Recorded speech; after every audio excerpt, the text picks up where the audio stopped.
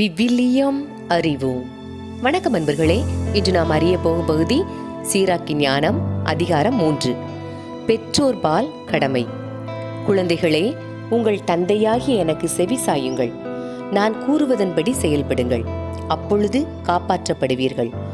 பிள்ளைகளை விட தந்தையரை ஆண்டவர் மிகுதியாக மேன்மைப்படுத்தியுள்ளார். பிள்ளைகள் மீது அன்னையருக்குள்ள உரிமைகளை உறுதிப்படுத்தியுள்ளார். தந்தையரை மதிப்போர் பாவங்களுக்கு கழுவாய் தேடிக் கொள்கின்றனர். அன்னையரை மேன்மைப்படுத்துவோர் செல்வம் திரட்டி வைப்போருக்கு ஒப்பாவர். தந்தையரை மதிப்போருக்கு தங்கள் பிள்ளைகளால் மகிழ்ச்சி கிட்டும், அவர்களுடைய மன்றாட்டு கேட்கப்படும். தந்தையரை மேன்மைப்படுத்துவோர் நீடு வாழ்வர்.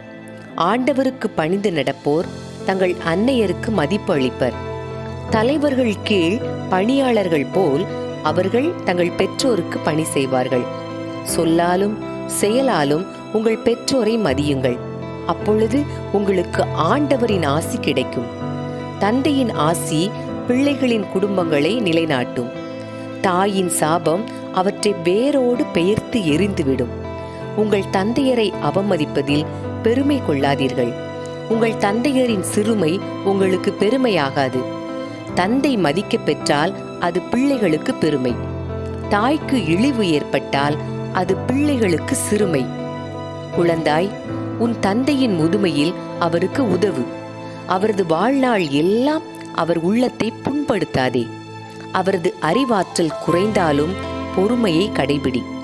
நீ இளமை மிடுக்கில் இருப்பதால் அவரை இகழாதே. தந்தைக்கு காட்டும் பரிவு மறக்கப்படாது. அது உன் பாவங்களுக்கு கழுவாயாக விளங்கும். உன் துன்ப நாளில் கடவுள் உன்னை நினைவு கூர்வார். பகலவனை கண்ட பனி போல் உன் பாவங்கள் மறைந்தொழியும். தந்தையரை கைவிடுவோர் கடவுளை பழிப்பவர் போல்வர். அன்னையருக்கு சினமூட்டுவோர் ஆண்டவரால் சபிக்கப்படுவர். தாழ்ச்சி. குழந்தாய், நீ செய்வது அனைத்தையும் பணிவோடு செய். அவ்வாறாயின் கடவுளுக்கு உகந்தோர் உனக்கு அன்பு காட்டுவர். நீ பெரியவனாய் இருக்கும் அளவுக்கு பணிந்து நட. அப்போது ஆண்டவர் முன்னிலையில் உனக்கு பரிவு கிட்டும். உயர்ந்தோர் புகழ் பெற்றோர் பலர் உள்ளனர். ஆயினும் எளியோருக்குத்தான் ஆண்டவர் தம் மறைப்பொருளை வெளிப்படுத்துகிறார். ஆண்டவரின் ஆற்றல் பெரிது, ஆயினும் தாழ்ந்தோரால் அவர் மாட்சி பெறுகின்றார். உனக்கு மிகவும் கடினமாக இருப்பவற்றை தேடாதே. உன் ஆற்றலுக்கு மிஞ்சியதை ஆராயாதே. உனக்கு கட்டளையிடப்பட்டவை பற்றி எண்ணிப்பார். ஏனெனில் மறைந்துள்ளவை பற்றி நீ ஆராய வேண்டியதில்லை. உனக்கு அப்பாற்பட்ட செயல்களில் தலையிடாதே. ஏனெனில் உனக்கு காட்டப்பட்டவையே மனித அறிவுக்கு எட்டாதவை. மாந்தரின் இருமாப்பு பலரை நெறி பிறழ செய்திருக்கிறது. தவறான கணிப்புகள் தீர்ப்புகளை ஊறுபடுத்தியுள்ளன. கண் இல்லையேல் பார்க்க முடியாது. அறிவு இல்லையேல் அது இருப்பதாக காட்டிக்கொள்ளாதே. செருக்கு. பிடிவாதம் கொண்டோர் இறுதியில் தீமைக்கு உள்ளாவர். கேட்டினை விரும்புவோர் அதனால் அழிவர்.